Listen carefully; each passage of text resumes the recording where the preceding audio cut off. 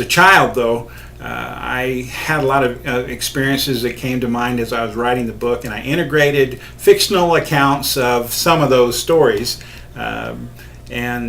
I am grateful for my brother for allowing me to borrow on a couple of stories from our childhood, including the story about the chewing tobacco, where I was, as a young man, and caught up in frivolous behavior and went over with a neighbor who had challenged us to try chewing tobacco, was very ignorant and young and naive, and as I put a wad of chewing tobacco in my mouth, I did not know that you were not supposed to chew and swallow then. And ingesting some of that juice, I became quite ill, and on my return home, I was met by my sister, my older sister, who was making lunch, and she asked if I wanted to eat. I told her that actually I wasn't feeling very well and I was going to go lay down. Now, I didn't tell her why I wasn't feeling well, and this may be a revelation to my sister all these many years later, if she can even remember the incident at all, but it's quite clear in my memory, and I included that in the book. Also, when I was a young boy growing up in rural Mississippi, my brothers and I would go on excursions to investigate nature and our surroundings on our 3-acre parcel of land, and we went down to Blackwater Creek and explored and even sought out snakes, in this case water moccasins. We thought that was very cool to come upon water moccasins 3 to 5 feet long, and I think our mother would go ballistic if she knew that we were actually down there as young boys seeking out poisonous vipers so close to our house. And I appreciate those memories with my brothers, my older brother and my younger brother, our experiences in scouting, and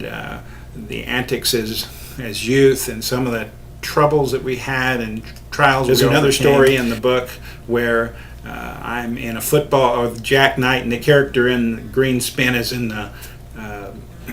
football game, and that comes from a true story in my youth where I was actually a lineman playing right guard in a game for the Northeast Lauderdale Trojans, and the bright lights of Friday night and the crowds cheering, and as the play called for the back in the backfield to run to the right side and catch a short pass from the quarterback, and